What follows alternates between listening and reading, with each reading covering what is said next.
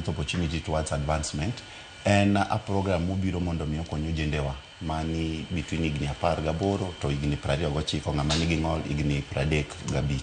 Ng'eni Kenya ka population mar yudhe manie malo mogik over 80% kanyo mar yudhe man ka. Tiyudo ni wan gi yudhe mosomo nyaka klas 8, nitie yudhe manosomo nyaka form 4 to rem gi kanyo. Koro kinde mang'eny iyudo ni ka gidwaro tich kata ka gidwaro manyo kuonde ma ginyalo donje giyude pesa gimoro matin, bedo negi matek nikech gionge qualification. So sirikanda President William Samoei Ruto kano donjo no temo ng'iyo kaka onyalo deal with that youth problem. To one of the initiatives mane giparo ne en Nyota. So Nyota tiyo ni en gi categories adek mek empowerment mi timo niji. Nitiere miluongo ni business support. Business support no en ma imi cash grant. Nitiere cash grant mimiyo yudhe mar siling 50,000. Timiyo yudhe 70 per ward.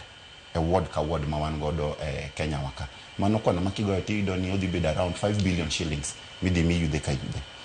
Kopogore gi mano, wan gi gimiluongo ni on job experience bende mitimo. On job experience en matiende ni nitiere tich minyalo gombo ni dwaro timo, but ionge karatese. So for instance, idwa kata ni tim gimoro kaka welding. Ikawi tiketi gi welder ng'at moselonye tij welding no, tibet kode gimoro madhi dweche 6 kupuonji tich kendo tiegi. Bang' mano nitiere certification midhi tibet ne timi mano kokalo State Department mar Youth ema timo mano. Koro giyiero joma olonye tijno, gikawo vijende gisoe program no kendo ipuonjogi matiagi gi at no cost onge kata siling achiel magichulo. Sirikal ema kata magote mamiyi certificate. Mar adek, program ma itimo through Nyota en gimoro miluongo ni recognition of prior learning skills. En gimo osebiro sani. Recognition of prior learning skills matiende ni ionge certificate gimitimo. Ni wuok kata dala kija higni 17, ibiro town ka kisepuonjri mechanic michopo higni 23. Koro ilonye tij mechanic tionge otese. Iyudo ni kata kidwa dhi manyo tich kamoro tipenji ni qualifications. So Nyota program be nigi component ma inyalo dhi titimo ni certification test. Certification test ni itime kokalo through National Industrial Training Authority miluongo ni NITA. So NITA timo ni certificate. Koro koluwore gi lony ma in godo. Ka in e level mar diploma, imiyo otas mar nyalo bedo diploma. Ka lony ni en mamalo ahinya, nyalo bedo ni en lony manyalo chopo kiwango mar degree, bimiyi mano. So kata kidhi manyo tich e Public Service Commission, to idhi yud ni qualification mimiyi kata midwaro kuomi en qualification mowuok from that State Department kata mar NITA mimiyi timanyo godo tije. Gimomiyo sani gini chopo tarik 17 ma jowa nyaka ng'e Sharon en ni tarik 17 mar dwe. No, tarik 12 mar dweni. Yes. Nikech kawuono en chieng' tarik 9. Tarik 9. Noseyaw Nyota ma ji nose apply. Ng'eye ni jok ma masawa mar Kenya nendo se apply rombgi duto ma gidonja program. Wato joano ko apply. Koro nodhi ochuno sirikal obet piny to omiyowa extension. Mineno miwa nyaka tarik 12. En extension e momednwa godo ameda. Noselore to chako yawnwago. Nyaka tarik 12. To jowanong men no ko apply. Nen rema nani kanye? Ne aparo ni one of the issues mane nitie ni sensitization no kotime yo makare kaluwo waka. Number 2, information tabendo ko bedo spread out kabisa.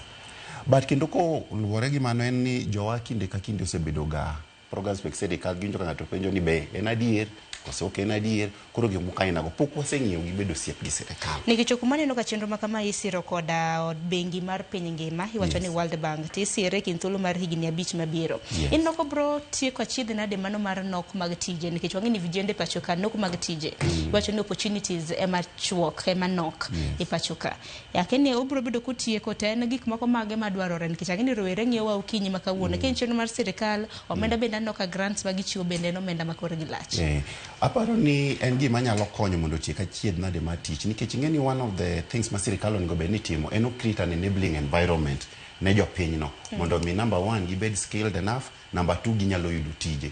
To king'iyo kata kaka sirikal ose structure wan nyaka gi skills moko ma inyalo yudo ni onge tich Kenya but wan gi programs mikawo godo jo Kenya itero godo e pinje maoko for these skilled jobs. So king'iyo that bottom up economic transformation agenda ineno ni the various components biro kanyakla. Koro ikawo ng'ama olony koni, ikawo ng'ama olony koni, puonjro mitimo ni koni, ikawo ute koketu e ot achiel tiyudo ni nitiere opportunities minyalo miu.